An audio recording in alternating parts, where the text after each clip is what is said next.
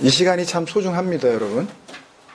This meeting이 굉장히 valuable한 미팅이에요. 근데 이 미팅이, 우리 이 시간이 정말 valuable해지기 위해서는, 정말 의미 있는 시간이 되기 위해서는 이 시간 이외에 다른 모든 시간이 더 소중합니다, 여러분. 이 시간을 정말 의미 있는 시간으로 우리가 갖기 위해서는 이 시간을 제외한 다른 모든 시간이 이 시간을 위한 더 가치로운 시간이라고요. 새해는 시작이 되었습니다. 그렇지만 지구는 여전히 변한 게 아무것도 없고요. 태양은 태양 그대로 있습니다. year 2000, 2013이 됐다 그래서 태양이 바뀌었다든지 아니면 지구가 좀 달라졌다든지 아무런 변화가 없습니다. 새로운 것이 정말 새로워지려면 그때는 의미가 새로워져야 됩니다. 그런 의미에서 봤을 때 2013년이 우리에게 정말 새로운 해가 되려면 시간은 막 빠르게 흐르고 있는데 이 속에서 우리가 그 의미를 놓치지 않으려면 이 시간이 우리에게 의미 있는 시간이 되게 하기 위해서 이 시간을 제외한 나머지 모든 시간이 중요한 것처럼 올 한 해 이 새로운 해가 정말 새롭게 우리에게 다가오기 위해서는 그 의미를 위하여 이 새해를 우리에게 허락하시는 하나님과의 관계가 소중합니다, 여러분.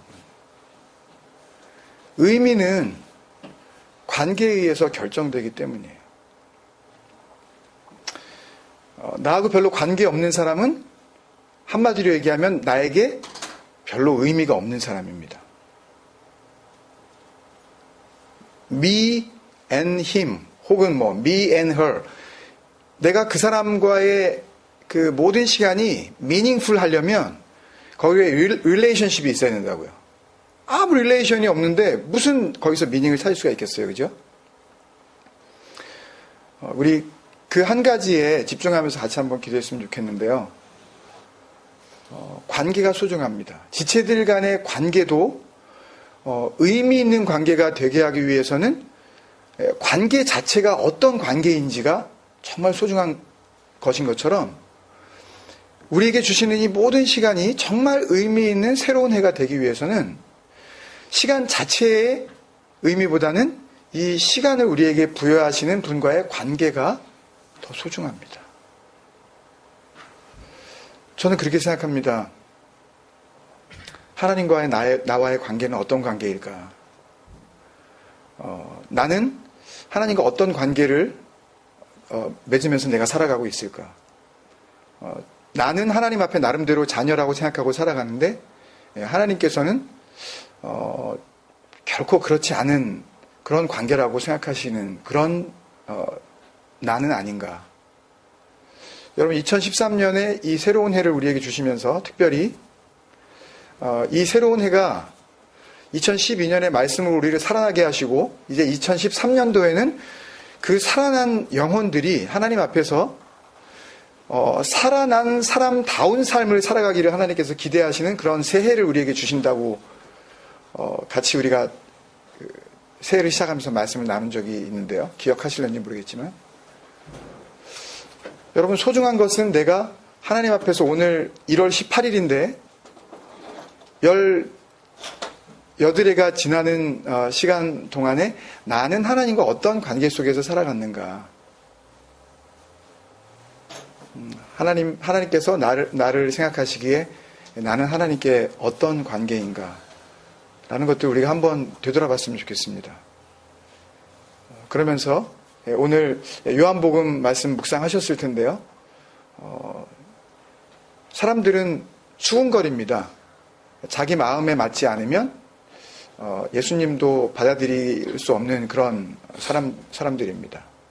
우리 안에 정말 하나님께서 주시는 온전한 은혜를 내가 거부하지 않고 그렇게 수군거림이 없이 그라우닝하지 않고 내가 살아가고 있는가?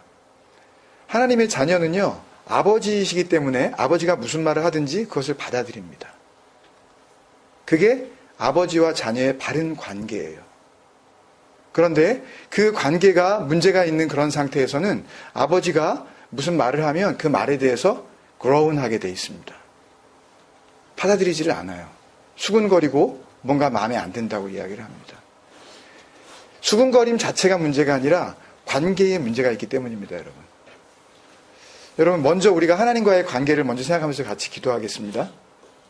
새해를 주신 아버지 하나님, 이 새해가 의미 있는 한 해가 되게 하시되 하나님과의 관계가 분명해지게 하여 주옵소서.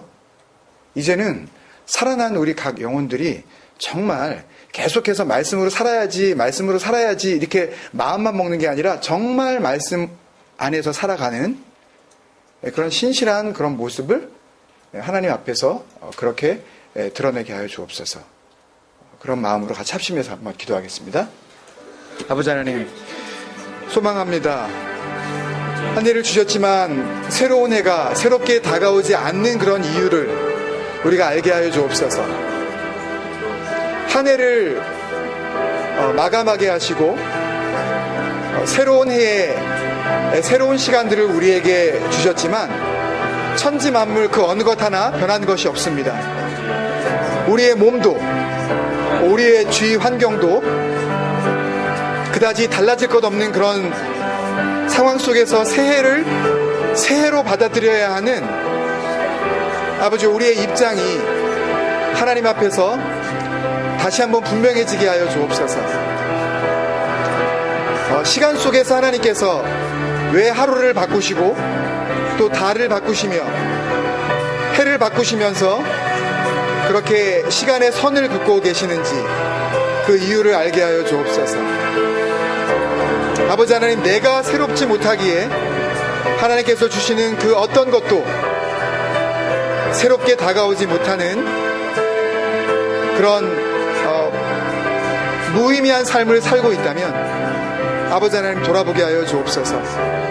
그것은 새 것이 나에게 새 것으로 주는 의미를 내가 찾지 못해서가 아니라 하나님과 나와의 관계가 온전하지 못하기 때문에 하나님께서 나에게 그 어떤 것을 주시더라도 그것 가운데 새로운 은혜와 새로운 능력을 맛볼 수 없고 있다는 것을 아버지 하나님, 우리가 깨달아 알게 하여 주시옵소서.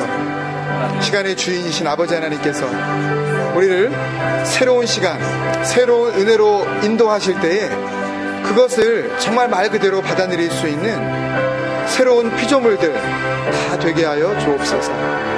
주님과의 관계가 새로워지며 더욱더 아버지 하나님께서 기뻐하시는 자녀로서의 삶을 올 한 해 우리가 살아갈 수 있도록 주여 역사하여 주옵소서. 사랑하는 아버지, 은혜를 감사합니다. 1월을 맞이하여서 벌써 세 번째 주간을 보내게 하신 하나님의 그 인도하심에 우리의 마음의 눈들이 열려지게 하여 주시옵소서. 이 금요기도회로 모이는 시간이 너무나도 하나님과 또 우리 사이에 소중하지만 이 시간을 소중하게 여기는 그 마음 안에 이 시간 이외의 다른 모든 시간 속에서 역사하시고 함께 하시는 그 하나님과의 관계를 깊이 생각할 수 있는 그런 지혜를 우리에게 넉넉히 허락하여 주시옵소서. 하나님과의 관계가 바르지 못하면 우리에게 주시는 모든 상황 속에서 하나님께서 주시려는 의미를 온전히 발견하지 못할 줄 믿습니다. 이 밤 다시 한번 간절히 주님 앞에 간구하옵기는 주님 생각 에클레시아, 그 이름 그대로 우리의 생각들은 하나님 앞에 온전히 내어지는 그런 시간이 되어지게 하여 주시옵시고, 주님께서 주시는 주님의 그 선하시고 온전하신 생각들을 우리 안에 가득 채워주심으로 말미암아 하나님과의 관계가 아름답고 또 온전하게 회복되는 그런 귀한 은혜의 밤 되게 하여 주시옵소서. 아멘. 찬양하며 나아갈 때에 우리의 완악하고 굳어진 마음들 안에 성령의 놀라우신 다스리심이 있게 하여 주시옵시고, 하늘을 향하여 우리의 입술을 열어 살아계신 하나님 앞에 사랑의 고백을 드리는 귀한 경배의 시간 되게 하여 주옵소서. 감사하고 예수님의 이름으로 기도합니다. 네, 우리 같이 찬양하겠습니다. 아버지 날 붙들어 주소서.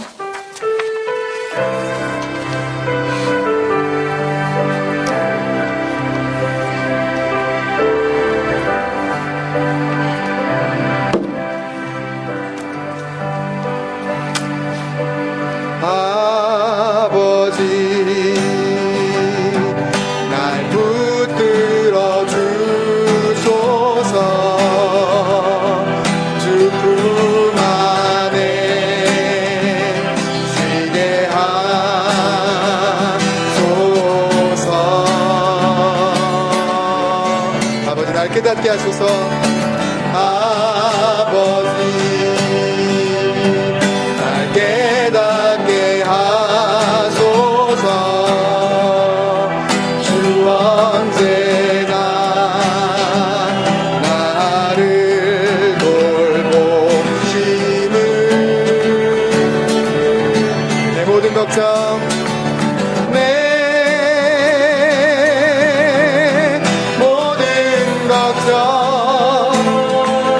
주의 발 앞에 놓으리. 주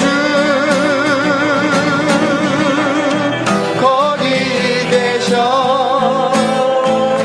나의 모습 이대로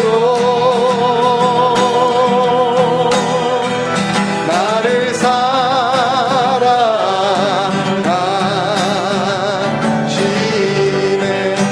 날 붙들어 주시니. 아버지 날 붙들어 주시니. 나 주의 것 그분의 자녀.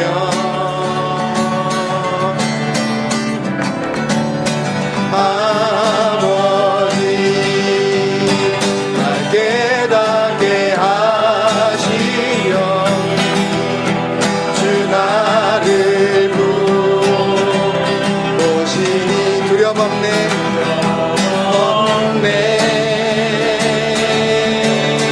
내 모든 염려 내 모든 염려 주의 발 앞에 놓으리. 여기 계셔. 나의 모습 이대로 나를 사랑하시네. 나를 사랑하시네.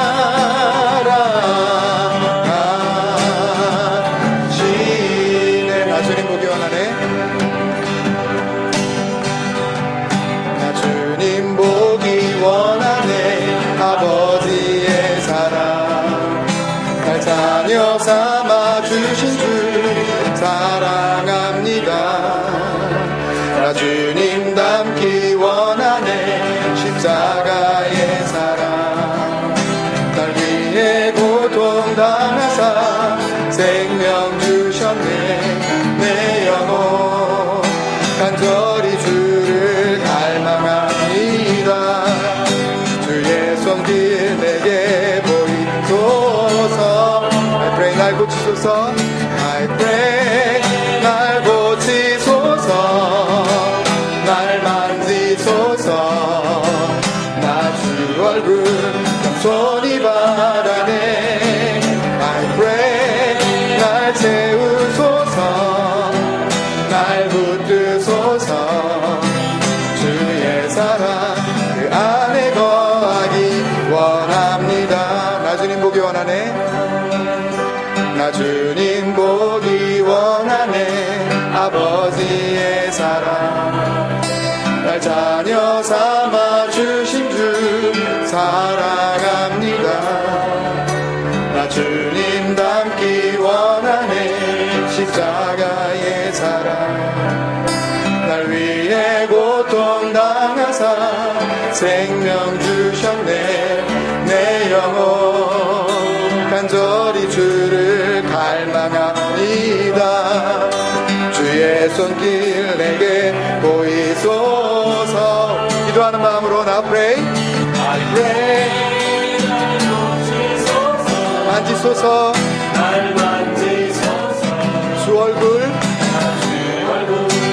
선이 바라네. pray, pray. 날 채우소서, 날 붙드소서. 주의 사랑 그 안에 거하기 원합니다. I pray. 날 고치소서, I pray. 날 고치소서, 날 만지소서. 나 주 얼굴 손이 바라네. I pray. 날 채우소서, 날 붙드소서.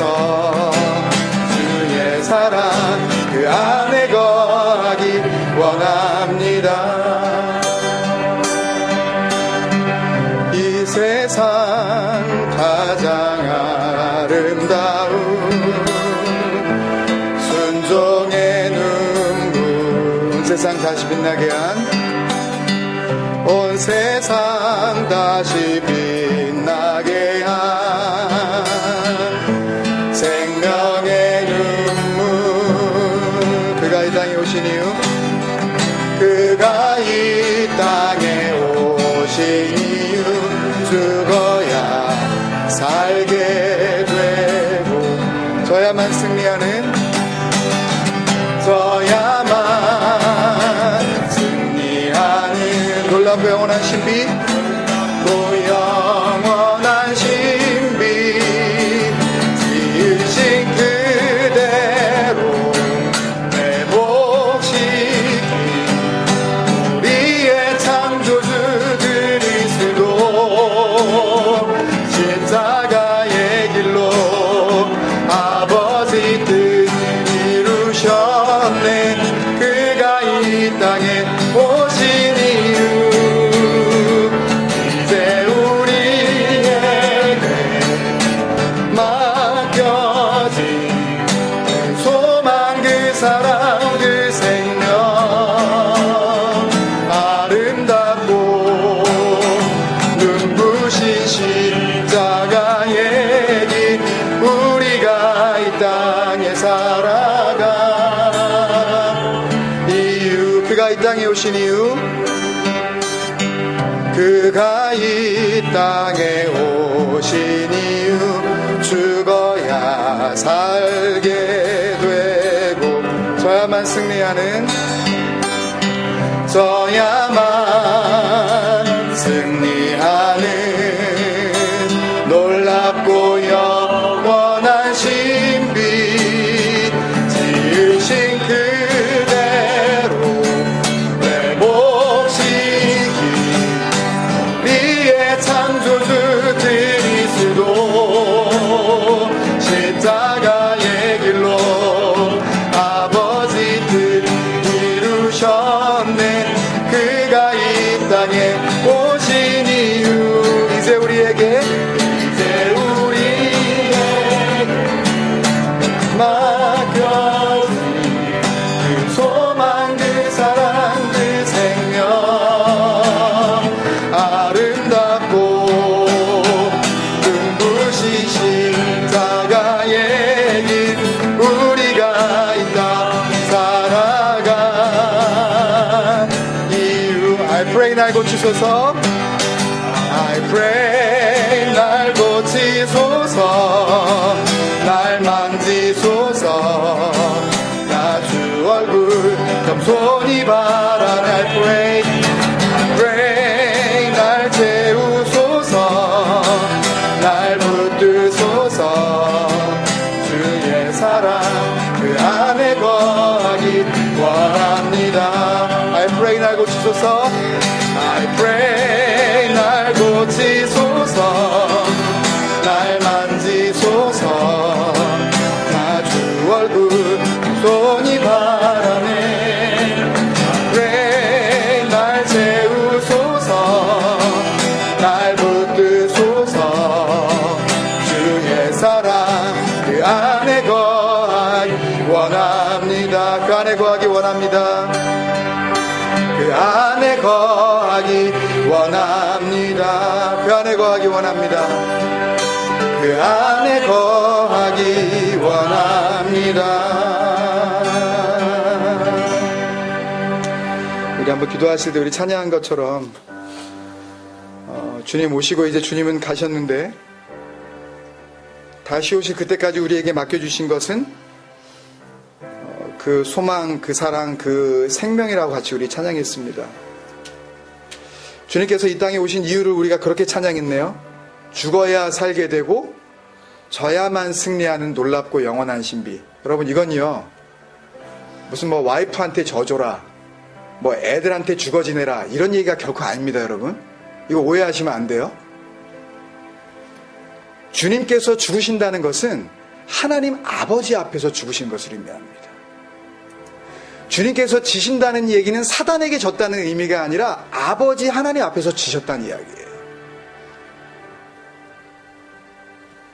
우리는 그렇게 살아야 다시 살아날 줄로 믿습니다. 여러분. 아멘. 여러분 내가 하나님 앞에서 죽지 않고 어떻게 주님께서 나를 다시 살리시겠습니까? 내가 하나님 앞에서 졌다고 하지 않는데 어떻게 주님께서 나를 승리케 하실 수 있겠냐고요. 여러분 요한복음 우리 같이 묵상하고 계시는데요. 주님께서 뭐라 그러셨죠? 내가 이 땅에 온 것은 내 뜻을 이루려고 하는 것이 아니라 아버지의 뜻을 이루려. 나는 내 스스로 내가 할 일이 아무것도 없다 그러셨어요. 심지어는 나는 아무것도 할 수 없다 그러셨어요. 누가? 하나님의 아들이신 그분도. 그런데 감히 우리가 뭘 할 수 있다고 말할 수 있겠어요, 여러분? 아니에요. 여러분, 우린 정말 할 수 없다고 진심으로 하나님 앞에 고백해야 돼요. 그런 부르심이 있는 것 같습니다. 이 찬양을 드리면서 우리에게 기도의 제목을 주실 때에 여러분 나를 고치소서, 나를 만지소서 이렇게 I pray 할 수 있는 사람은요, 내가 지금 병들었다는 것을 인정하는 사람 아니겠어요?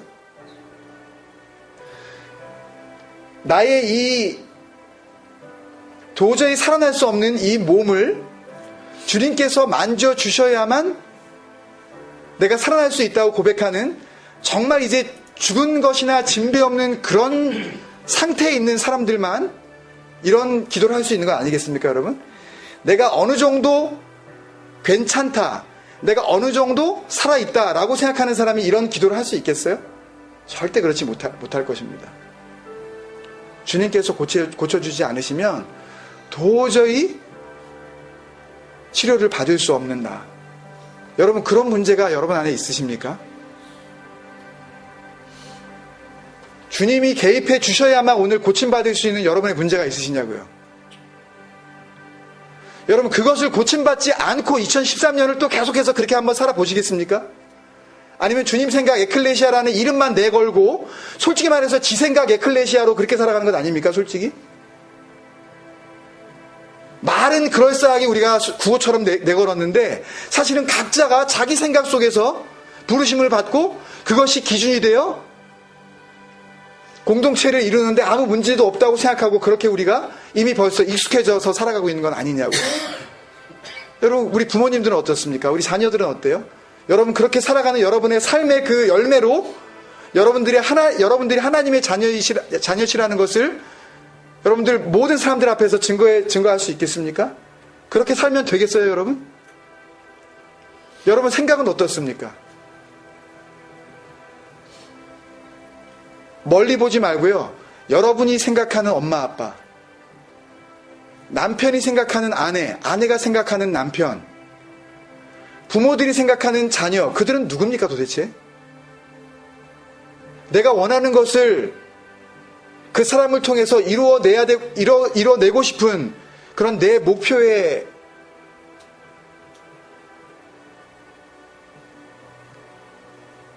나를 대신해서 그렇게 살아가는 그런 사람일까요? 아니면 내 만족을 위해서 나를 행복하게 해줘야 할 그런 나의 심부름뿐일까요?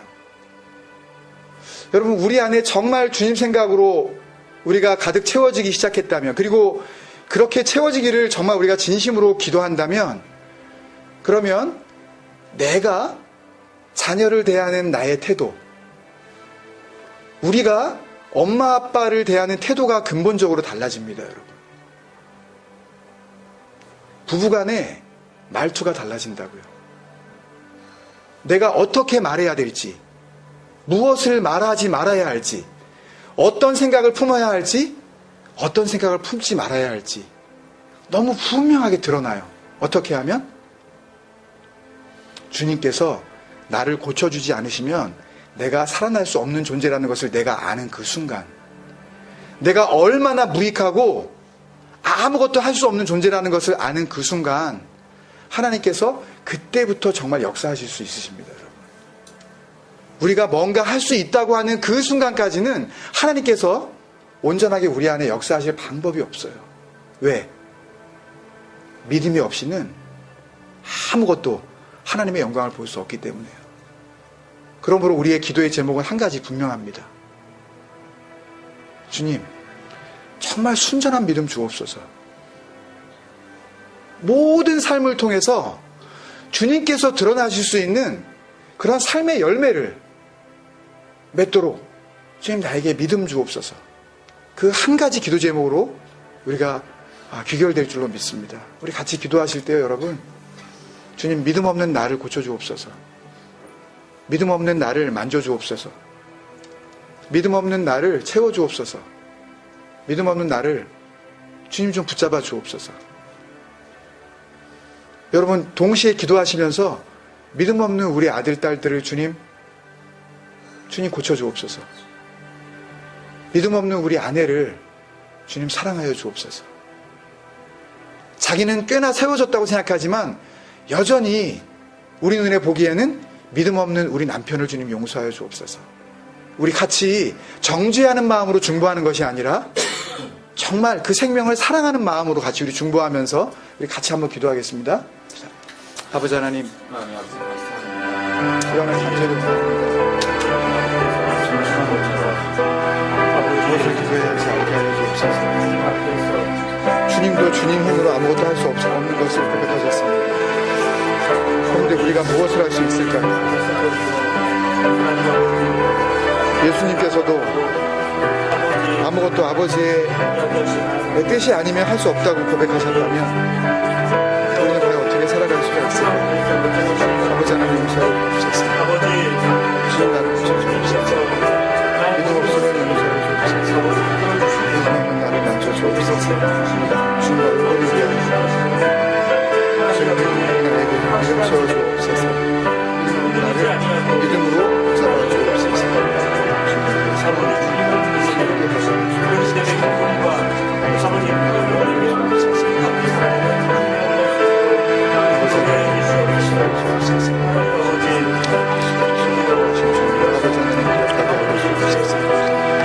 주님 소망하게 하여 주옵소서.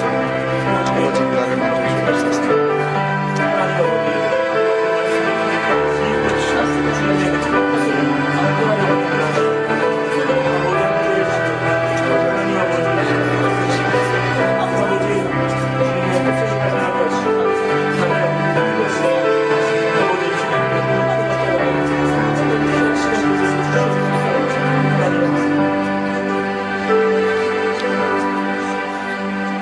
사랑하는 아버지, 간절히 소망합니다. 우리에게 믿음 주옵소서. 우리는 우리가 생각하는 믿음이 믿음이라고 생각하는 그런 삶을 살아갑니다. 그런 세대에게 어쩌면 오늘 큐티 말씀을 통해서 우리에게 주신 것처럼 주님께서 진실로 진실로 너희에게 이르노니 믿는 자는 영생을 가졌다고 하신 그 말씀을 돌이켜 우리가 생각하게 하여 주옵소서.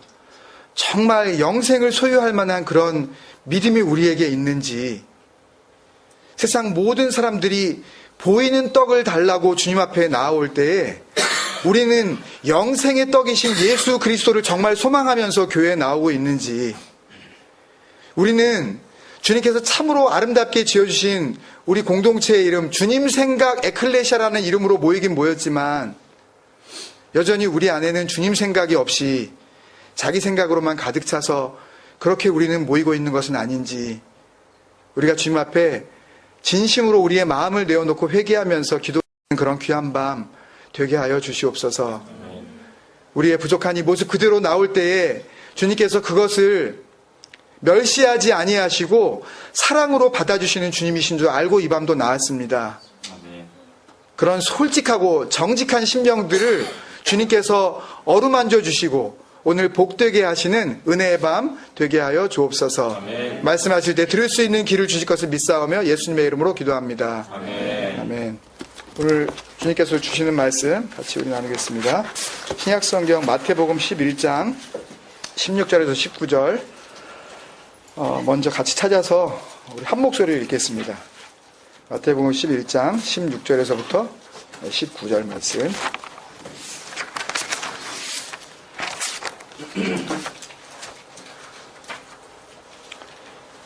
같이 한 목소리 읽습니다. 시작. 이 세대를 무엇으로 비유할까? 비유하건대 아이들이 장터에 앉아 제 동물을 불러 이르되 우리가 너희를 향하여 피리를 불어도 너희가 춤추지 않고 우리가 슬피 울어도 너희가 가슴을 치지 아니하였다 함과 같도다. 요한이 와서 먹지도 않고 마시지도 아니하매 그들이 말하기를 귀신이 들렸다 하더니 인자는 와서 먹고 마심에 말하기를 보라 먹기를 탐하고 포도주를 즐기는 사람이요 세리와 죄인의 친구로다 하니 지혜는 그 행한 일로 인하여 옳다함을 얻느니라. 아멘. 우리 같이 인사 나누시겠습니다. 주님께서 함께 하십니다. 주님께서 함께 하십니다. 주님께서 함께 하십니다. 네, 특별히 2년 동안 못 본 작년 마지막 순간에 뵙고 또 우리 잘 다녀오셨습니다. 하여튼 또 우리 반가운 마음에 한번 박수로 우리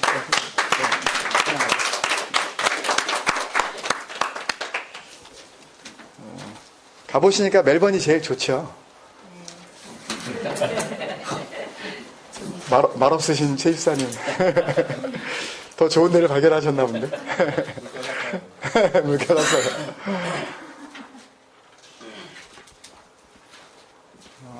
주일날 그 메시지 다 받으셔서 알겠지만 아마 거의 또 뭐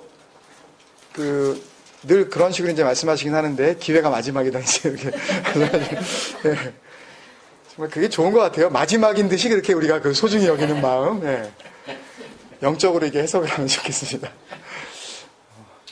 그랬대요. 그 뭐 어디죠? 그 브라질하고 어디 사이에 그 예수님 상이 이렇게 크게 서 있잖아요. 어디죠? 거기가요? 리오데자네이로인가 뭐 이렇게 돼 있는데 거기 브라질하고 어디 베네수엘라 돼 있는데 이렇게 예수님 상이 이렇게 서 있는데 그 두 나라가 이제 서로 싸우지 말자. 그리고 이제 그 상을 이제 세워가지고 뭐 굉장히 멀리서도 보일 정도로 뭐 수십 미터에 예수님 그래서 이렇게 두 팔을 벌리고 계신 그런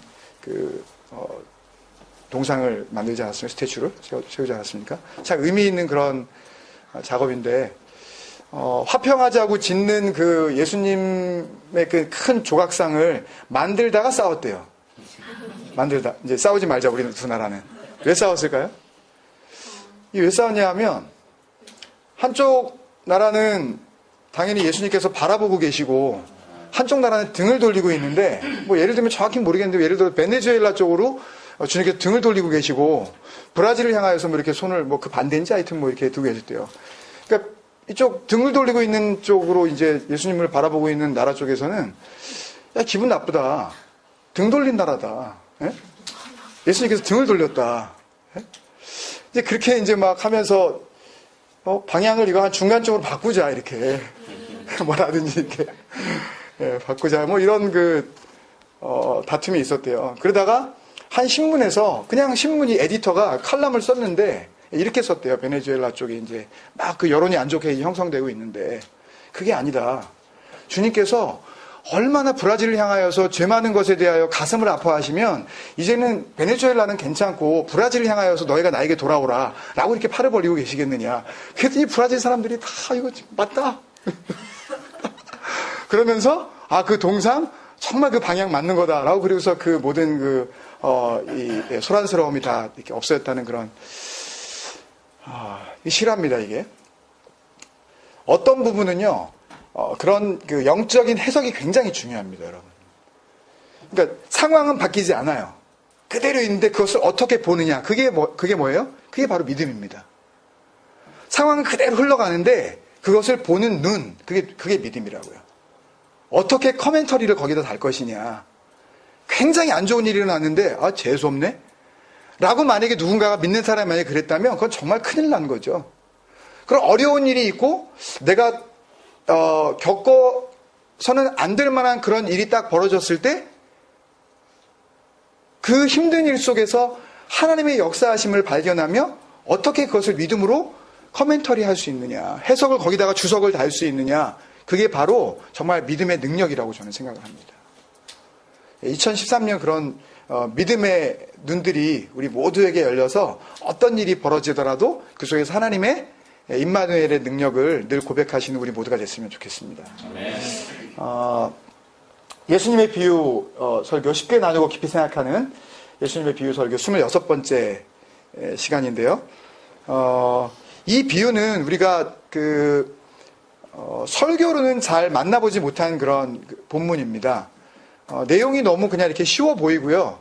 별로 이 안에서 찾을 만한 그런 깊이 있는 어떤 그 복음의 메시지가 담겨있지 않다라는 그런 견해들이 좀 많기 때문에 이 본문에 대해서 연구를 많이 했다든지 아니면 논문이 많이 발표됐다든지 또는 이 본문을 놓고 막 이 생각들이 막 이렇게 서로 크게 막 이렇게 충돌이 되어지고 하는 그런 그 일들이 많지 않았습니다. 내용 자체가 그냥 평이하고 그냥 내용을 읽음으로써 무슨 말씀을 하려는지 우리가 그냥 알 것 같은 그런 기분이 드는 본문이기 때문에 그랬던 것 같습니다. 그런데 이 본문을 사실 잘 보면은요, 어떻게 이 본문을 바라볼 것이냐에 따라서 극단적으로 이 본문은 다른 해석이 나올 수가 있습니다. 예를 들면 여기 지금 나오는 그 내용 가운데 피리를 불어도 너희가 춤추지 않고 우리가 슬피 울어도 너희 가슴을 치지 않는다. 그러니까 춤을 추게 하려고 피리를 불었고 그 당시에 이제 유대 땅에 보통 아이들이 장터에서 노는 놀이 문화 중에 하나였답니다. 결혼식 놀이하고 장례식 놀이하고 뭐 옛날에 우리도 뭐 요새 아이들은 그런 여유가 없죠. 전부 뭐 앉으면 전부 이렇게 뭐 화면 이렇게 뭐 이렇게 늘리고 줄이고 뭐 이래가지고 무슨 뭐 하기 때문에 밖에 나가가지고 그런 무슨 뭐 놀이를 하고 그럴 기회가 없지만 저희 자랄 때만 하더라도 뭐 저도 분명히 생각은 안 드는데 무슨 뭐 이렇게 신랑 신부 놀이하고 뭐 그랬던 것 같기도 하고 뭐 아닌 것 같기도 하고 하여튼 너는 내 와이프야 뭐 이러고 뭐 너랑 나랑 결혼했어 뭐 이러고 뭐 그런 거 했나 뭐 하여튼 그런 이제 소꿉장난 소위 그죠? 소꿉놀이라는 그런 이름에 대해서 들어보셨습니까? 여러분 소꿉놀이? 소꿉놀이가 그런 거잖아요. 이제 같이 살면서 그냥 엄마 아빠 놀이하고 뭐 얘를 그냥 우리 애기라고 그러고 뭐 이러면서 이제 살아가는 그런 아이들끼리의 이제 그런 장난 뭐 이런 것들을 의미하지 않습니까? 2000년 전 주님이 사셨던 바로 그 유대 땅에도 그런 이제 놀이가 장터에서 이루어진 거예요. 그러니까 장이 안 설 때 조금 이제 좀 조용하고 좀 심심할 때 아이들끼리 모여서 피리를 불면서 신랑 신부가 이렇게 등장하고 하는 결혼식 그런 놀이도 해보고 또 누가 죽었다고 또 그렇게 이제 가짜로 만들고 막 울면서 그런 모습을 갖다 흉내내 보기도 하고 이제 그런 모습을 지금 주님께서 비유로 말씀해 주시고 계신 거예요. 그런데 과연 이 비유에서 피리를 불었을 때 춤추지 않는 사람을 누구를 말하는 것이냐? 여기서 비가 그러니까 사람이 돌아가셨을 때 죽었을 때 부르는 그런 장송곡 그런 노래들이 있죠. 굉장히 슬프고 그 사람의 죽음을 이제 또 이렇게 기리는 그런 그 노래들, 그런 노래를 불렀는데 우는 척을 안 해주는 그런 사람들이 과연 누구냐? 이것을 그 당시의 사람으로 볼 것이냐? 아니면 그 사람들이 아닌 다른 사람으로 볼 것이냐? 잘 이해가 안 되세요? 그러니까 피리를 불었을 때 춤추지 않는 사람이 누구냐? 그런 슬픈 노래를 불렀을 때 가슴을 치지 않은 사람이 누구냐? 이것을 그 시대에 사는 사람으로 볼 것이냐? 아니면 다른 사람으로 볼 것이냐에 따라서 이 비유 해석은 완전히 달라진다는 말씀입니다. 근데 대개 지금까지 저도 심지어는 이 본문을 기억하면서 먼저 것으로 생각을 했어요. 그러니까 주님께서 이 땅에 오셔서 혹은 세례 요한이 와서 뭐라 그랬죠? 처음에 막 이렇게 막 주님의 길을 자기가 예비한다 그러면서 막 소리를 쳤죠. 회개하라, 천국이 가까웠다. 이렇게 막 소리를 쳤어요. 그러니까 막 소리를 치면서 막 그냥 그 굉장히 강한 메시지를 전달을 했단 말이에요. 뭐 굉장히 경건한 생활을 했어요. 막 광야에서 살면서 뭐를 입고 약대, 낙타 종류죠. 낙타로 된 그 막 옷을 입고 굉장히 그 허름한 그런 생활입니다. 그리고 다른 걸 먹지 않고 뭐하고 완전히 웰빙인데 이게 메뚜기. 그 당시 공예가 없었을 거예요 아마. 메뚜기, 그다음에 그 꿀 덩어리 막 석청 그런 것들을 먹고 광야에서 살면서 아주 광야를 걸어 다녔으니까 얼마나 건강했겠어요. 막 그러면서 막 경건 생활하고 금욕적인 생활을 하고 하면서 나오는 메시지가 얼마나 강했겠냐고요. 그죠? 막 그런 막 강한 메시지를 전한다. 이거를 어디에다가 비유할 수 있을까요? 여기다가 비유하면요, 지금? 피리로 볼 수 있을까요? 아니면 이쪽에 보는 그 슬피 울어도에 갖다가 이렇게 대조를 시킬 수 있을까요? 피리요? 피리는 기분 좋아서 춤추는 건데. 슬피 우는 쪽에 가깝겠죠? 잘 동의가 안 되세요, 여러분. 그런 쪽이죠. 그리고 주님께서 오셨는데, 이 본문에도 나오지만, 주님께서 막 먹으시는 거예요. 그리고 막 전에도 나왔지만, 다른 사람들이, 바리새인들이 와가지고, 아니, 요한의 제자들 금식하고 있는데, 당신의 제자들 왜 금식 안 하냐 그랬더니, 주님께서 뭐라 그러셨어요? 신랑과 같이 있을 때, 그 모든 그 잔치에 참석한 사람들이 왜 금식하느냐? 신랑과 같이 있을 때는 금식할 필요가 없다.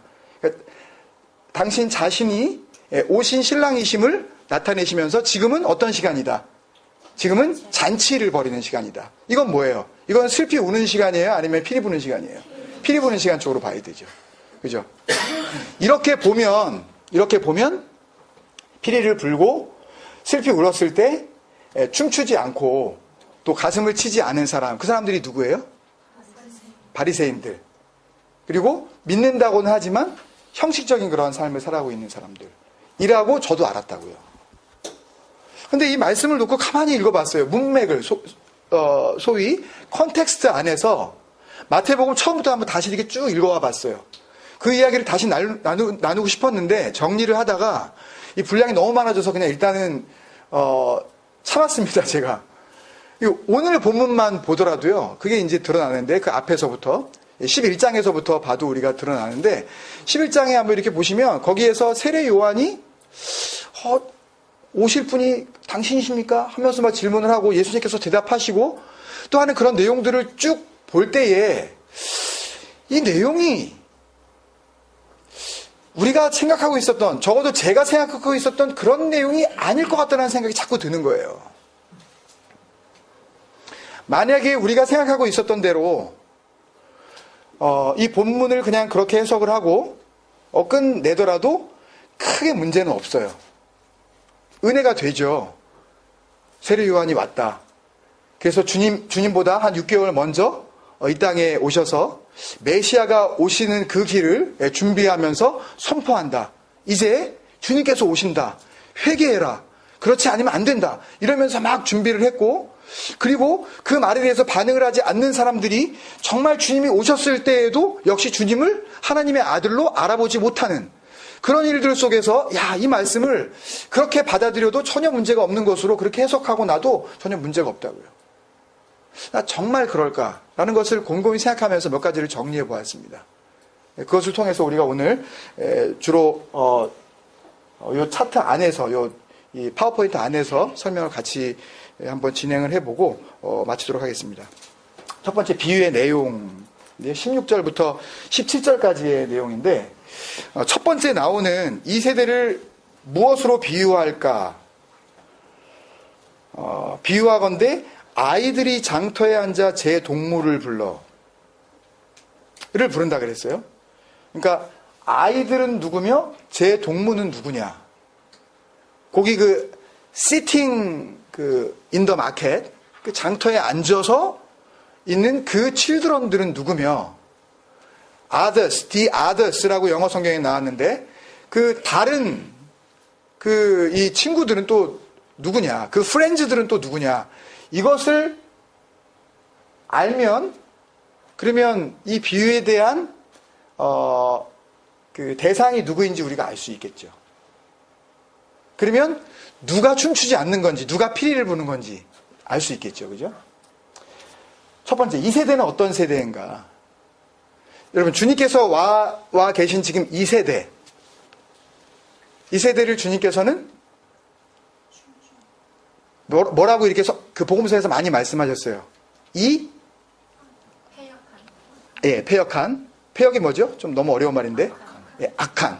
그 다음에 또 다른 말로 음란한 세대라 그러셨죠.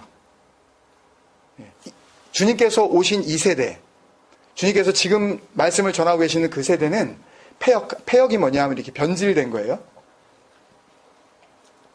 하나님을 쭉 믿으면서 계속해서 우리가 찬양한 것처럼 하나님을 닮아가는 변화가 있어야 되는데 이 변화를 이루지 못하고 변질이 이루어진 거죠.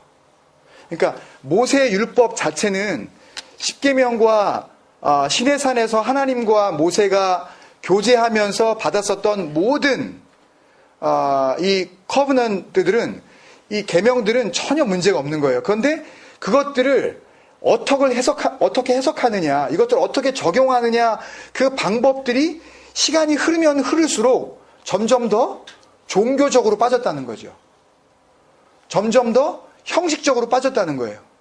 그러니까 쉽게 얘기하면 너 금식해 안 해? 금식한다 그러면 그래. 너 믿음 있는 거야. 금식 안 한다고 어떻게 금식을 안 해? 이런 식으로 그 기준이 바뀌었다는 거죠. 그러니까 하나님께서 모세와 처음 율법을 주실 때의 그 율법의 본질은, 그 코어 스톱은 하나님과의 관계였단 말이에요. 그러니까 그것을 그런 안식일을 거룩하게 지켜라, 또 부모를 공경하라, 이런 거, 이런 모든 그 계명들이 그것 자체의 의미가 있는 것이 아니라 이것을 주심으로써 하나님과 그 백성의 관계를 바르게 하시려는 그런 의미가 있었는데 그 의미를 점점 잊어버리고 여기에만 자꾸, 이 문자에만, 교회 나오냐 안 나오냐, 너 예배 드렸냐 안 드렸냐, 말씀 읽었어 안 읽었어, 헌금해 안 해, 이런 쪽으로만요. 계속 뭘 지키냐 안 지키냐, 이런 쪽으로 점점 더 이렇게 굳어져 갔다는 이야기죠. 이 세대는 그런 세대였던 거예요. 이 세대는 그런 세대. 두 번째, 일단 그거를 그렇게 생각하시고요. 그다음 두 번째, 역사적 순서를 볼 때에 너희를 향하여 피리를 불어도 춤추지 않고 슬피 울어도 가슴을 치지 않았다는 것이 만약에 예수님에 대한 이야기라면 조금 문제가 있는 것이 뭐냐면, 피리는 주님을 의미하는 것이었고, 우리가 해석을 하자면, 그죠? 가슴을 치는 것은, 슬피 우는 것은 세례 요한에 해당되었었기 때문에, 아시겠어요, 여러분? 그렇기 때문에 이것은 예수님과 세례 요한을 의미하는 것이 아닌 것이다. 예수님과 세례 요한을 의미하는 그런 내용이었다면, 그러니까 피리를 불어도 춤추지 않고 슬픈 노래를 불러도 가슴을 치지 않는 그 사람들이 예수님과 세례 요한에 대한 문제였다면, 그렇다면 이 순서가 잘못됐다 이거죠. 이해가 안 되시면 그 다음 거. 그 다음에 마태복음의 문맥을 볼 때에도 처음에 누가 먼저 나오죠? 마태복음 3장에 세례 요한이 먼저 나와서 회개를 선포합니다. 그리고 나서 주님께서 그 후에 똑같은 선포를 하시게 돼요. 그래서 세례 요한이 먼저고 예수님께서 나중이에요. 그렇게 봤을 때 피리를 부느냐 안 부느냐 그것은 그 자체는 예? 그 대상들은 지금 예수님과 세례 요한에 대한 이야기가 아니라고요. 예? 이 비유에 대한 내용은 세례 요한과 예수님에 대한 내용이 아니라 이 당시에 살고 있는 사람들에 대한 이야기일 것이다 라는 쪽으로 우리가 상상을 할 수가 있다는 이야기예요. 예수님께서 뭔가 비유를 하셨는데 예수님과 예수님의 일에 같은 동일선상에서 같은 사역을 했었던 세례 요한의 일이 아니라면 그 나머지는 뭐겠어요? 전부 다 그 이외의 일들인 소위 종교 권위자들, 바리새인과 율법학자들, 서기관들, 이 사람들의 그런 주동이 되어진 일들이었다라는 것을 우리가 미루어 짐작할 수 있다는 거죠. 그 다음에 비유의 적용을 볼 때 주님께서 이렇게 말씀을 하십니다. 18절에서요. 뭐라 그러시냐면 요한이 와서 먹지도 않고 마시지도 아니하니까 그들이 말하기를 귀신이 들렸다.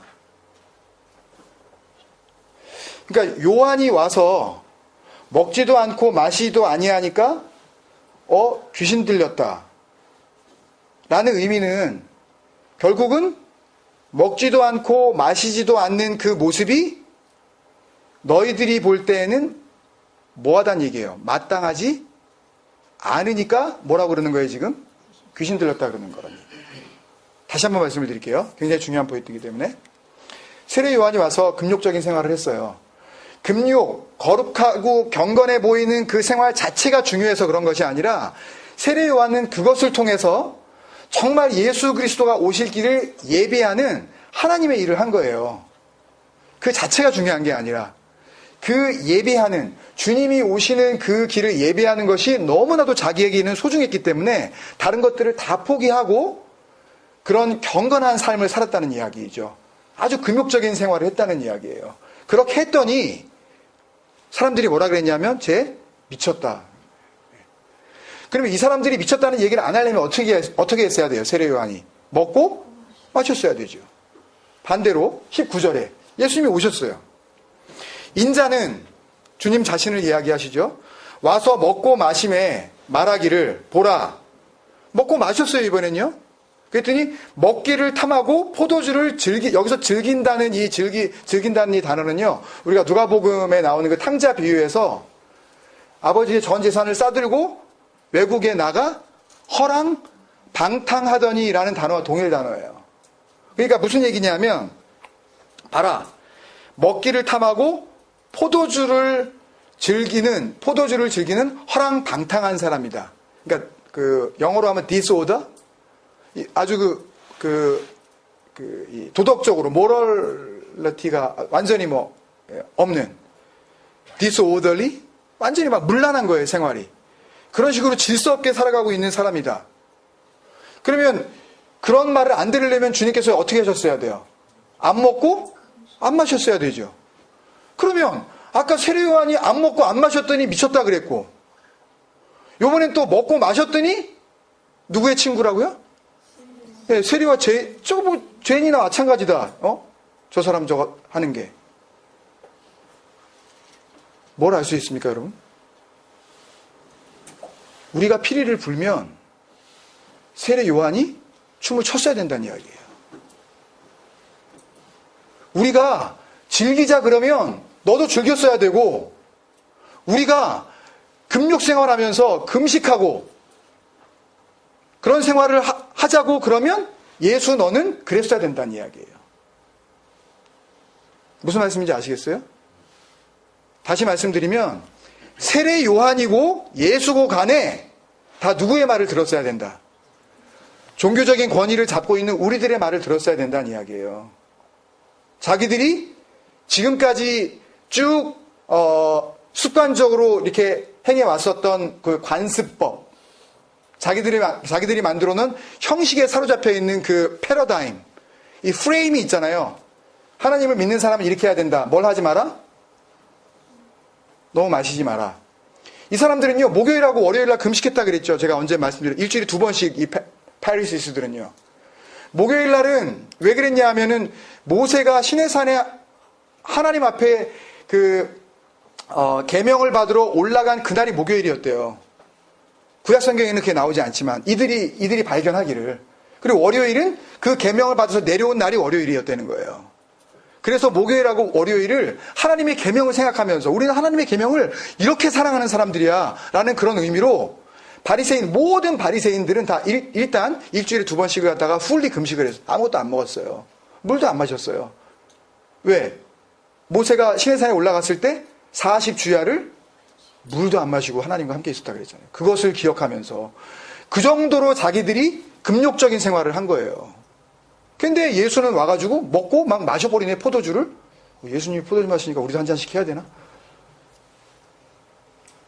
그 당시에 주님께서 하신 그런 그 삶의 모습인데, 자기들이 생각했었던 그 관습으로 봤을 때에는 절대 식탁에 예전에 기억나시는지 모르겠는데 카샤룻이라 그래서 자기들의 음식 정결법이 있어요. 그러니까 예를 들면 우유 쪽을 담았던 그릇과 고기를 담았던 그릇을, 예를 들어서 우유 담았던 그릇을 씻어도 고기 담으면 안 되고, 고기 담았던 그릇에 우유를 담아도 안 되고, 이런 자기 음식 정결법이 있다고요. 그 음식 정결법, 카샤룻에 보면 죄인들하고 절대 같이 식탁을 같이 하면 안 돼요. 여기 테이블에 같이 밥 먹으면 안 된다고. 근데 주님께서는 계속 먹고 계시잖아요. 그러니까 자기들이 생각하는 그 법으로 봤을 때에, 이 종교적인 그 관습으로 봤을 때 지금 예수님께서 하시는 모든 짓거리가 마음에 안 드는 거, 마땅치가 않은 거예요. 그러니까 예수님 보고 뭐라 그러시는 거예요? 뭐라 그러는 거예요, 지금? 그거 바꾸라는 거예요, 지금. 너 그러면 안 된다는 거예요. 못마땅하다는 거예요. 그러니까 결국은 이 내용을 우리가 다시 한번 찬찬히 생각을 해보면, 결국은 이 비유에서 지금 비유로 말씀하신 피리를 부는 자들, 예? 그리고 그 피리 부는 대로 춤추기를 기대하고 있는 사람들, 예? 그리고 자기네가 금욕적인 생활을 하면서 꽤나 그런 슬픈 모습으로 하나님 앞에 경건한 삶을 살아가고 있는데, 그러면 너도 우리가 하는 것처럼 그런 금욕적인 그런 생활을 해야 된다라고 지금 기대하고 있는 사람들, 이 사람들이 누구냐는 얘기예요. 자기들이 꽤나 신앙적으로 지금 바로 서 있다고 생각하는 사람들. 그러니까 이런 사람들 그렇게 얘기하죠. 새벽 기도해? 말씀 몇 절이나 외워?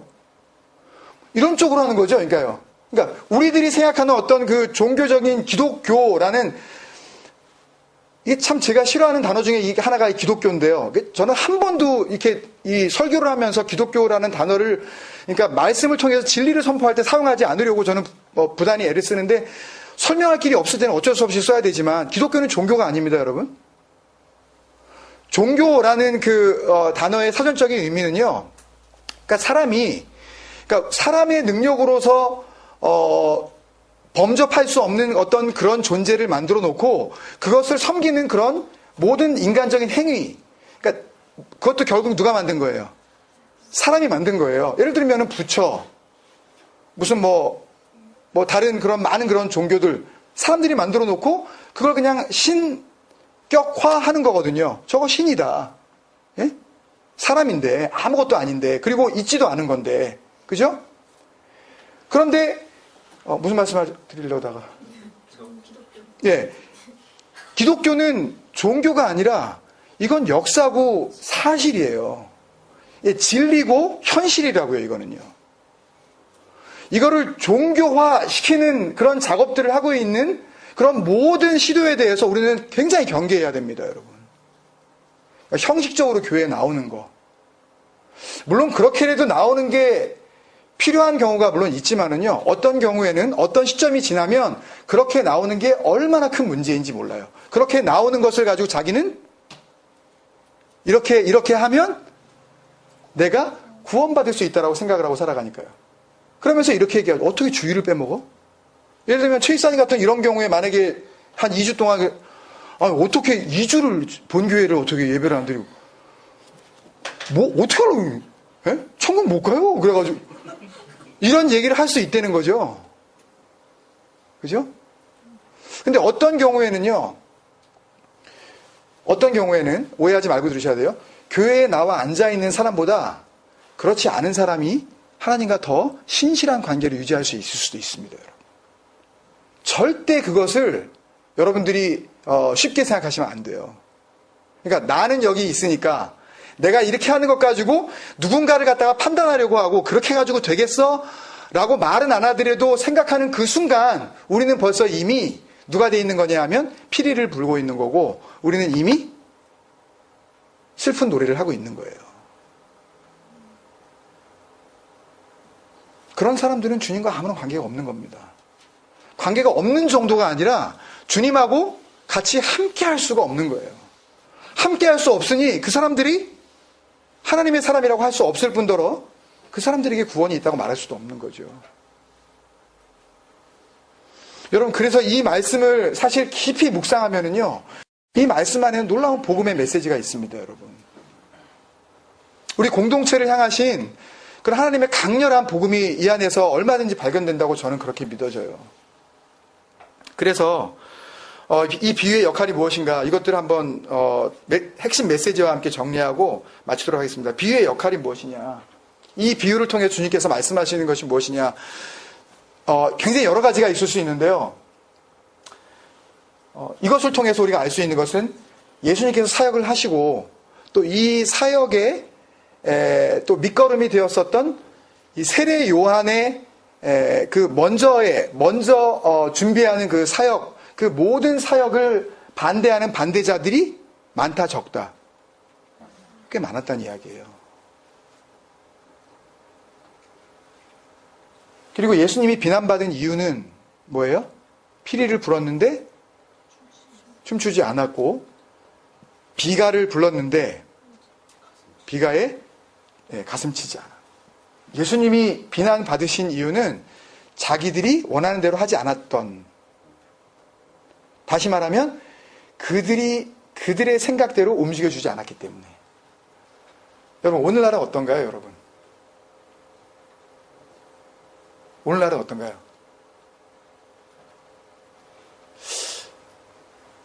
바르지 못한 목사가 성도들을 향하여서 내 뜻에 따라주지 않는다고 생각을 하면서 그들을 비난합니다, 마음속으로.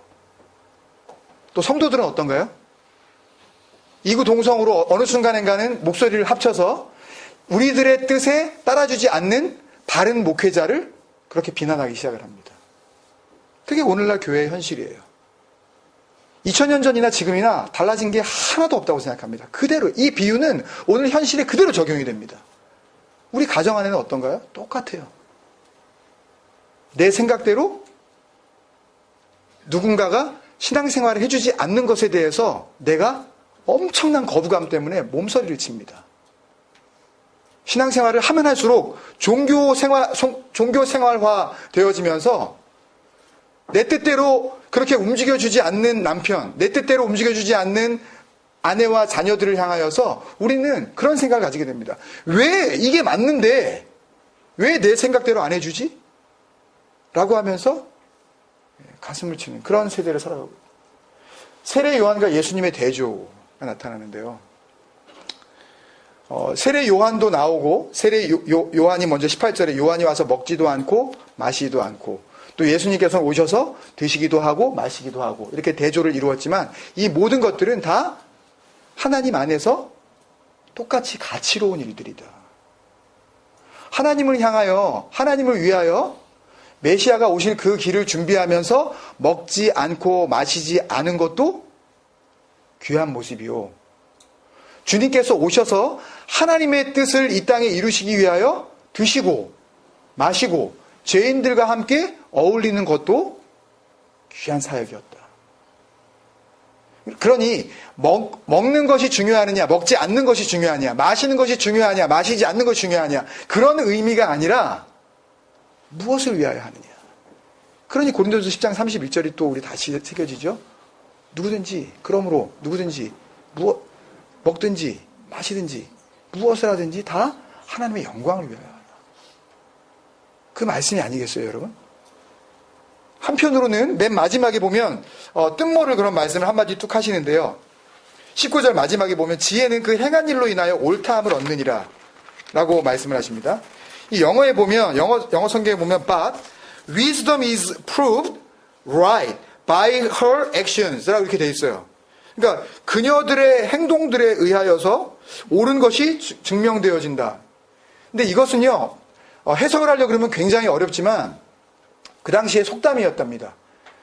그러니까 뭐 지금도 우리가 쓰는 뭐 속담이나 그런 프로버브 이런 것들이 있듯이 이것도 하나의 그 당시 주님이 사시던 때에 농부들이 많이 그렇게 말하는 그런 그 속담이었대요. 그 뜻이 뭐냐면요. 반대자들이 아무리, 농부들이 하는 그 속담이었는데, 반대자들이 아무리 비난해도 지혜로운 자는 그 행동의 결과를 통해 자신이 지혜롭다는 것을 드러낸다. 다시 한번요. 반대하는 사람들이 아무리 뭐라고 말을 해도 저렇게 농사지면 안 된다. 저렇게 농사 지어가지고 농사가 되겠느냐. 뭐라고 아무리 말을 하더라도 지혜로운 농부는 그 열매를 통해서 자기가 지혜로웠는지 지혜롭지 않았는지 그것을 드러낸다. 다시 말하면 이 사람의 지혜가 정말 지혜인지 안 지혜인지, 그리고 이 사람이 정말 지혜로운 사람인지 지혜롭지 않은 사람인지 그걸 뭘로 평가하게 된다고요? 열매로. 할렐루야. 열매가, 좋은 열매가 나타나면 그 열매를 맺는 그 나무는 아름다운 나무, 악한 나무, 나쁜 나무. 좋은 나무죠. 좋은 나무는 좋은 열매를 맺는 거고, 나쁜 나무에서 좋은 열매를 맺을 방법이 없어요. 좋은 열매가 나오는 이유는 나무가 좋기 때문에 좋은 열매가 나오는 거죠. 그죠?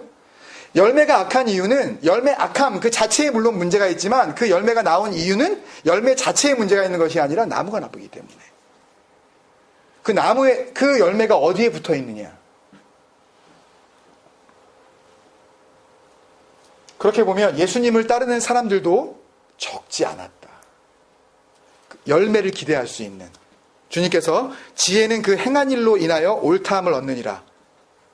너희들이 아무리 그렇게 춤춰라 그랬을 때 춤추지 않고, 슬퍼해라 그랬을 때 슬퍼하지 않고, 그런 지금 그 사역을 지금 하고 있지만, 그렇더라도 누가 정말 지혜로운 자인지 그 열매를 통하여서 드러나게 될 것이다.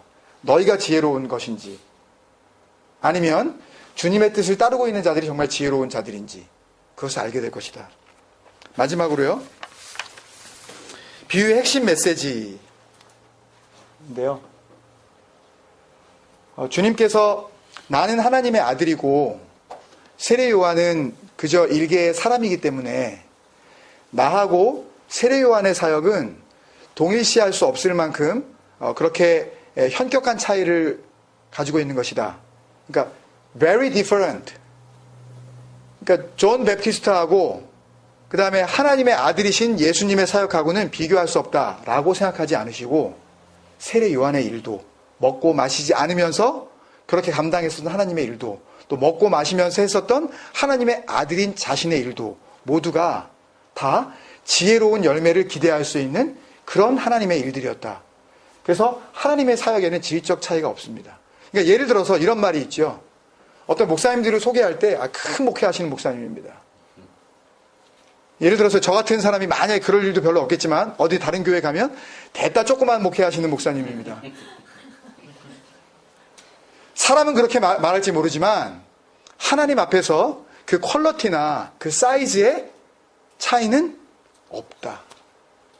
제가 찬양을 인도할 때 그런 이야기들을 가끔 했는데요. 예를 들면 이 경배와 찬양의 거의 이렇게 그 원조나 마찬가지일 정도로 한국에서 많은 그런 그 역할들을 했었던 그 오교회, 그 교회의 경배와 찬양에 가면 막 뜨거워지죠. 가보셨어요 한번요? 예, 오늘의 교회 가보셨습니까? 오교회라 그러니까. 예, 오늘의 가보셨어요? 저는 자주 갔어요. 한국에 있을 때 이제 그 학교, 그 교회 청년들을 데리고 같이 이제 참석을 했는데, 거기만 갔다 오면요, 아이들이 기가 죽어가지고, 그 다음 주에 우리 교회 찬양을 못 하는 거예요. 대단하죠. 막 찬양팀들도 진짜 수십 명 쫙 자기 옷도 그냥 이렇게 그냥 입는 게 아니라 쫙 색깔을 딱 맞춰가지고 입고 나왔죠. 인도자 또 이 키보드나 이런 것도 2단으로 된 거 두 대씩 이렇게 있고 드럼 모든 게 그런데 딱 우리 집으로 우리 교회로 딱 돌아오는 순간 딱 보면 에게 뭐 이러잖아요. 찬양을 드리고 싶은 마음이 별로 안 생기는. 이게 뭐냐 하면 너무 눈에 보이는 것에, 그래서 그다음부터 안 갔어요. 나중에 그런 영향이 자꾸 보여져서. 예? 이게 뭐냐 하면 그런 데에 가서 드리는 찬양은 뭔가 진짜 하나님이 임재하시는 그런 성령의 그런 역사가 있는 그런 찬양이고, 예를 들어 우리 교회처럼 드럼도 하나 없이 키보드 하나 놓고 이렇게 기타 하는 이런 데는 하나님이 조금 역사하실까 말까, 찬양 위에 역사하시는 뭐 이스라엘 뭐 그런 하나님이라 그랬는데 우리 교회는 찬양이 조금 그래가지고 역사할까 말까 뭐 망설이나, 이런 식으로 생각할 수 없다는 거죠, 여러분. 아멘. 네. 이럴 때면 아멘이 팍팍 이렇게 나오고 그래야지 촬영되는데 이게 또 정말 그렇지 않겠습니까, 여러분? 이게 그런 식으로 우리가 이미 벌써 우리의 보는 시각이나 우리의 그 기준들이 오염이 되어 있어요. 이게 주님 생각으로 빨리 새로워지고 순결해져야 됩니다, 여러분. 그런데 가면 큰 데 가고 막 사람들만 뭐 한 5천 명씩 막 모이고 그러면 뭐 교회가 뭐 이런 데 와가지고 뭐 구역, 웬만한 교회 구역보다 작은 데 오면은 교회가 썰렁하는데 뭘 볼 줄 모르는 거죠. 예? 뭘 볼 줄 모르는 거예요. 정말 그 안에 하나님이 뭐 어디 뭐 많이 모이는 데는 하나님이 크게 역사하시고, 하나님이 한 10대 명 모이는데 뭐 하나님이 뭐 쬐떼 그런 하나님이 아니시잖아요. 하나님의 사이즈가 그렇게 뭐 변화무쌍하신 게 아니잖아요. 하나님은 여전히 하나님이시잖아요. 그 하나님을 저는 찬양합니다. 동일하신 그 하나님 정말 감사하지 않아요, 정말? 하나님 안에 그렇게 막 체인지업을 하다면 너무 감사해요. 여기에 정말 우리의 순결한 믿음 위에 역사하신 하나님은 감당할 수 없는 그런 하나님이신 것을 믿기 때문에 사역에도 질적 차이가 없다. 우리 사역 안에 우리가 우리끼리 모여서 뭐 우리끼리 잘해보자 그런 의미가 아니라 정말 순전한 믿음의 공동체가 되기를 간절히 소망하는, 그것으로 하나가 되는 순간 그 어떤 공동체하고도 비교할 수 없는 가장 놀라운 그런 퀄리티 있는 공동체를 우리는 이루고 있는 것이다. 그런 소망이 우리에게 생겨집니다.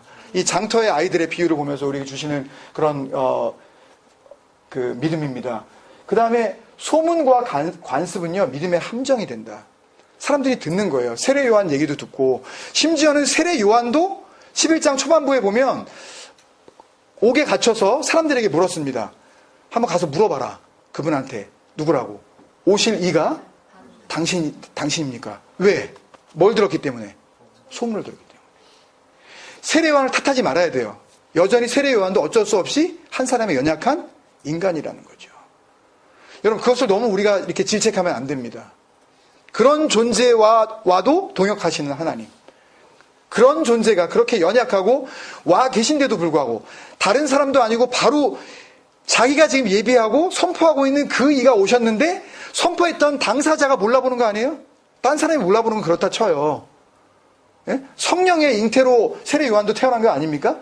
그런데도 불구하고 그 사람이 못 알아볼 정도니 다른 사람은 어떻게 뭐라고 그럴 수도 없는 거 아니겠어요, 여러분? 그럼에도 불구하고 우리가 세례 요한을 탓하지 말아야 되는 그런 가운데 중요한 것은 소문과 관습은 믿음의 함정이 된다. 누구에게 무슨 소리를 들으셨어요, 여러분? 그것이 혹 우리에게 하나님을 향한 또 하나님과의 관계에 있어서 뭔가 문제가 생길 만한 그런 판단을 내릴 수 있는 그런 근거가 된다면 여러분, 우리는 조심해야 됩니다. 또 우리가 가지고 있는 관습들이 있어요. 어떤 날에는 뭐 하면 안 된다라든지, 이런 날에는 이렇게 해야 된다라든지, 어떻게 할 때는 뭘 해야 된다라든지 가지고 있는 어떤 기준들이 있는데요. 그런 기준들 때문에 주님을 주님으로 온전히 받아들이지 못하고 있다면, 복음을 복음으로 내가 온전하게 내가 받아들이지 못하고 있다면 그것들은 우리에게 함정이 됩니다. 구체적으로 예를 들려고 그러면 굉장히 많은데요. 이런 것들은 현대 교회 안에 굉장히 많습니다, 여러분. 뭐 예를 들면 그런 거예요. 예배를 드리는데 그 주일날 예배에 사도신경을 암송하느냐 안 하느냐. 그러니까 사도신경이 뭔지도 모르고 그것의 근거에 대해서도 잘 모르면서 그거를 사도신경을 예배에 하면, 예를 들면은요, 극단적인 이단이 신천지가 그것을 이게 기존에 있는 그 기성교회들이 그걸 그렇게 생각하는구나 라고 하고, 만약에 자기들이 그것을 갖다가 더 감추기 위해서 그냥 예배 가운데 사도신경 넣으면 돼요. 만약에 자기들이 신천지나 무슨 뭐 아주 엉뚱한 그런 이단들인데 자기들이 자기들의 이 정통성을 만약에 인정받기를 원한다면 그냥 예배에다가 그냥 사도신경 넣으면 된다고요. 그게 무슨 큰 문제가 있나요? 그냥 그거 외우는 순간 한 1, 2분 정도 시간만 더 들어갈 뿐 무슨 뭐 돈이 들어요? 뭐 그거 안에 무슨 문제가 있어요. 그런데 그것을 가지고 사도신경을 했느냐 안 했느냐 가지고 그 교회에 예배 참석하고 가면서 교회가 이상한데? 라고 생각하는 그런 생각이 제 생각이었기도 했어요. 저도 그렇게 생각을 했어요. 그렇게 배워왔으니까. 사도신경을 하느냐 안 하느냐 가지고 그 교회가 진짜 교회냐 가짜 교회냐를 판단을 했으니까. 그런데 복음을 통해서 하나님께서 보시는 그런 견해는 그거하고 전혀 같지가 않잖아요. 그리고 사도신경은 뭐 나중에 그럴 교회가 있겠지만 사도신경 강해라든지 뭐 만약에 그런 교회가 있다면 근데 사도신경은 말 그대로 사도들이 만든 신앙의 이 경문을 의미하는 것인데 한 문장을 이렇게 의미하는 것인데 사도들이 만들지 않았어요. 사도들의 마음을 담았을 뿐이에요. 근데 뭐 그게 마음이 담겼는지 안 담겼는지 그건 잘 모르겠어요. 근데 어쨌든 사도들이 만든 건 아니에요. 근데 그걸 갖다 사도신경이라고 하고 그걸 갖다 외우냐 안 외우느냐에 따라서 그 교회가 뭐 이것을 판단하는 그게 굉장히 위험한 거죠. 그래서 소문과 관습은 믿음의 함정이 됩니다, 여러분. 그다음에 비난받는 행동이 예수님의 사역의 전부는 아니지만 일부예요. 비난받을 각오를 하는 거라고요. 여러분, 이것은 제 각오이기도 합니다. 저는 비난받을 각오를 하고 비난받는 것을 저는 즐거워해요. 어떻게 생각하실지 모르겠지만. 아닌 것을 아니라고 제가 과감하게 이야기를 하고 거기에서 쏟아지는 비난을 받을 때에 저는 주님께서 기뻐하실 거라고 생각을 해요. 왜? 그 비난받는 것을 두려워하지 않으니까. 내가 비난받는 것이 두려워서 진실을 진실로 이야기하지 않고 만약에 그것을 갖다가 묵인하고 있다면 그것은 오히려 그 묵인을 통하여서 비난은 면할지 모르지만 하나님 앞에서 진정으로 하나님이 기뻐하시는 하나님의 종은 될 수가 없어요. 내가 입을 담음으로써 말다툼이 끝날 수는 있다고요. 더 이상 소란한 것이 없어질 수는 있어요. 그렇지만 하나님께서 그 순간에 정말 나를 예수 그리스도가 하나님 앞에서도 시인하실지 그것에 대해서는 우리가 다시 한번 생각을 해야 된다고요. 여러분 부탁드립니다. 여러분에게 강요하지는 않겠어요. 그렇지만 저는 말씀을 전달해야 되는 그런 역할을 제 소명으로 불러주신 사람으로서 제가 그럴 때 복음을 통하여서 비난받는 것에 대해서 여러분들이 두려워하지 마셔야 돼요. 우리 가족도 마찬가지입니다. 저는 그렇게 부르심을 받은 거예요. 각오하라고. 비난받을 각오를 하라고. 그러니 성탄절에 대해서 부활절에 대해서 이야기를 하면 난리가 나는 거죠. 그 본질에 대해서 한번 이야기를 하려고 그러면 난리가 나는 겁니다. 얼마 전에 어떤 일을 하다가 그 교회 오래 다녔던 어떤 호주 사람하고 이야기를 하다가 누가복음 15장 이야기를 갖다가 한 사람과 이야기하고 또 한 사람하고 이야기했는데 이 사람하고 약간 말다툼이 일어났어요. 우리가 이런 양이 돼야 된다는 이야기를 갖다가 짧은 영어로 간단히 설명을 했는데 이 사람은 그걸 받아들이지 못하고 나는 이런 양이 아니라는 거예요. 나는 더 이상 이런 양일 수도 없는 거고 이런 양들은 적이 있다는 거예요.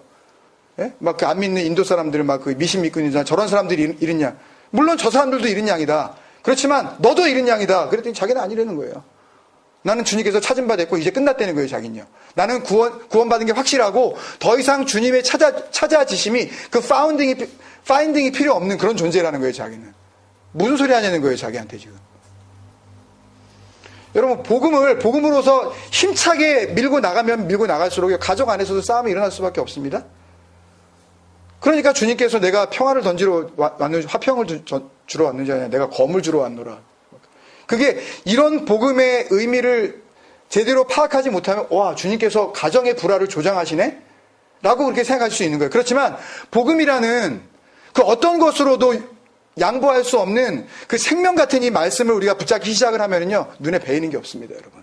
그때부터는요. 그때는 정말 아내고 자녀고 보이지 않아요. 살려내느냐 아니면 끊어지느냐 이 두 가지 길밖에 없는 것입니다. 타협이라고는 있을 수가 없어요. 지혜는 필요하겠죠, 우리에게. 그래서 마지막으로 누가 하나님의 참된 종인가? 누가 하나님의 참된 종이겠습니까, 여러분? 사람들이 피리를 분다고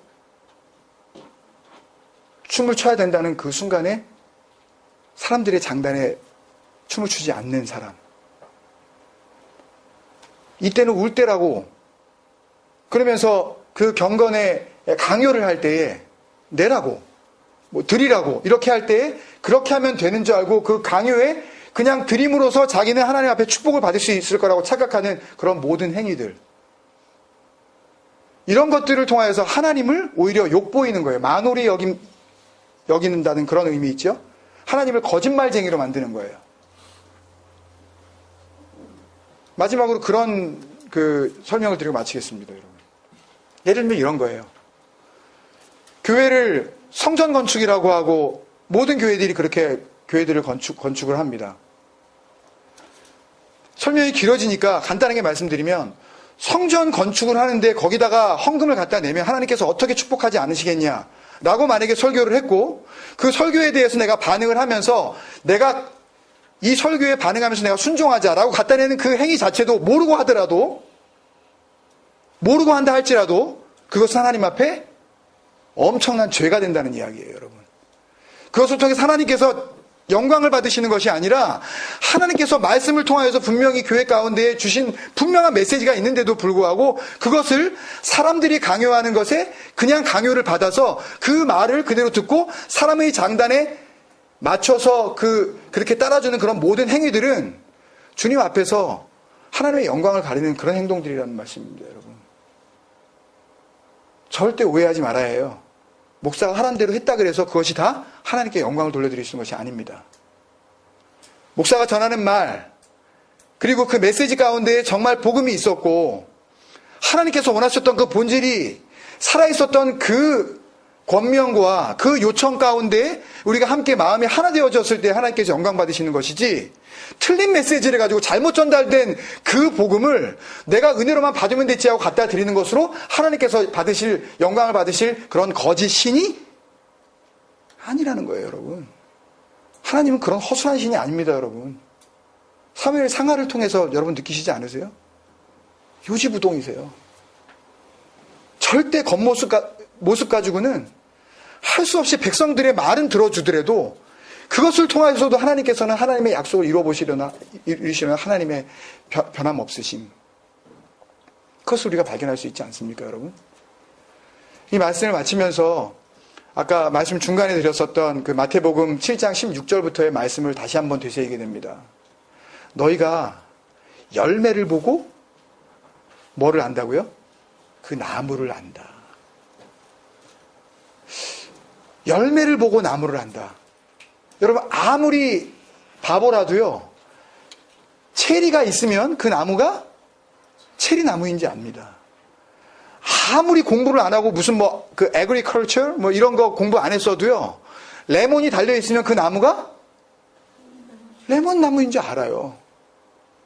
레몬이 달려 있는 그 나무를 보면서 감나무인가? 이런 사람은 세상에 없어요.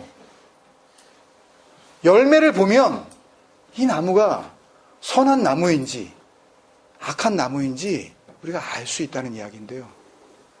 주님께서 이 말씀의 마지막에 지혜는 그 행한 일로 인하여 옳다함을 얻느니라라는 이 말씀 앞에 우리가 다시 한번 생각할 것은, 정말 우리가 지혜로운 사람이라면, 사람의 장단에 우리가 춤을 추지 않고 주님의 말씀 가운데 정말 그 안에 거하면서 살아가는 사람이라면, 이제부터는 우리의 삶으로 그 열매로 증명을 해드려야 된다는 말씀입니다.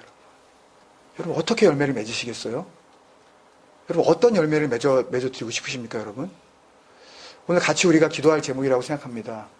여러분, 우리 같이 기도하시면서요, 주님, 내가 맺고 있는 열매는 무슨 열매인가요?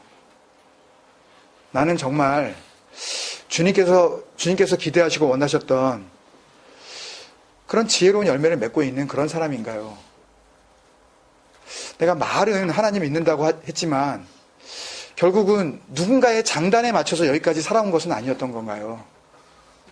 이제는 더 이상 사람의 말에 일희일비하는 그런 열매를 맺지 말게 하시고, 말씀 안에서 끊임없이 우리가 주님 앞에 생산해 낼 수 있는 주님이 원하셨던 그 선한 열매, 그것을 맺어낼 수 있도록 주님의 그 포도나무 거기에 붙어있는 삶 살게 하여 주옵소서.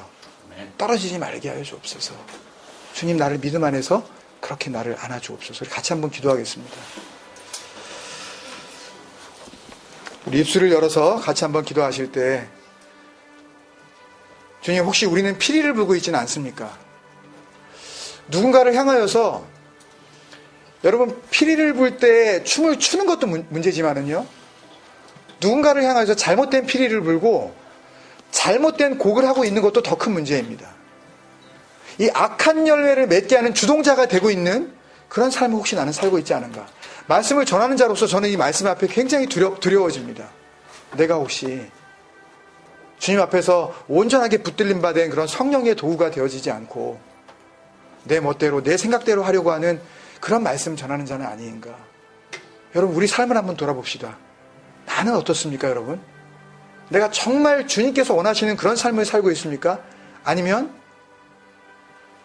누군가의 장단에 맞춰서 그렇게 살아주는 것이 좋다고 생각하여 타협하고 있는 그런 삶을 살고 있습니까?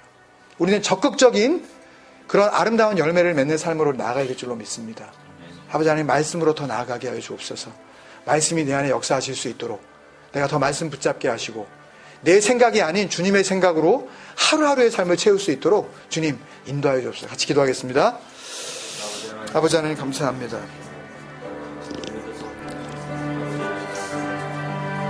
이 세대를 두고 비유하신 주님, 아이들이 장터에 앉아 동물을 불러 너희를 향하여 피리를 불어 너희가 춤추지 않고 실피로 너희가 가슴을 치지 아니하였다. 아버지 하나님, 그들이 볼 때에 세례 요한의 그 거룩한 삶은 귀신 들린 것 같은 삶이었고 또 주님께서 오셔서 기뻐하시는 그 삶을 보면 화랑방탕한 삶으로 보였으니 아버지 하나님 얼마나 자기 기준에 사로잡혀 사는 사람들이었습니까? 그것이 하나님의 뜻이 아니었어요. 하나님을 믿는다고 하지만 아버지 그 마음속에는 온통 자기의 생각으로 똘똘 뭉쳐져 있는 그런 교만한 삶, 모든 그런 상황들을 자기가 주인이 되어서 판단하는 그런 삶이 하나님 앞에서 얼마나 아버지 하나님 하나님의 영광을 가리는 삶인지 아버지 깨달아 알게 하여 주시옵소서.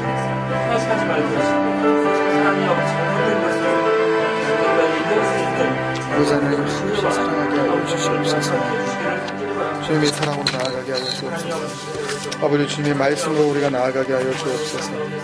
주의 역사하여 주옵소서. 사랑하는 아버지 은혜를 감사합니다. 오늘 장터에서 소꿉놀이를 하고 있는 아이들을 비유로 말씀하시며 당대의 사람들에게 주의 말씀을 전하셨고 또 수많은 세월이 흘러 다시 말씀을 우리 손에 쥐어주시면서 주님께서 살아있는 음성으로 우리에게 들려주신 그런 귀한 밤인 줄로 믿습니다. 전하는 자의 목소리를 통하여서 우리가 함께 나누었지만 아버지의 이 나눔 가운데 성령께서 진리의 영으로 조명하시는 은혜가 분명히 우리 마음 가운데 있게 하여 주시옵소서. 그래서 사람의 소리는 다 지워주시옵시고 그리스도의 영, 그 살아있는 하나님의 말씀만이 우리 가슴 깊이 새겨지게 주님 인도하여 주시옵소서. 계속하여 우리가 기도할 때에 우리의 기도의 모든 내용이 하나님께서 기대하셨던 바 하나님의 뜻대로 올려드리는 귀한 기도가 되게 하여 주시옵시고 그래서 주님께서 마음껏 역사하시고 축복하실 수 있는 놀라운 기도의 시간 되게 하여 주옵소서. 말씀 주시고 감사하옵고 예수님의 이름으로 축복하며 기도드리옵나이다. 아멘. 하늘에 계신 우리 아버지여 이름이 거룩히 여김을 받으시오며 나라의 마옵시며 뜻이 하늘에서 이룬 것 같이 땅에서도 이루어지이다. 오늘날 우리에게 일용할 양식을 주옵시고 우리가 우리에게 죄 지은 자를 사하여 준 것 같이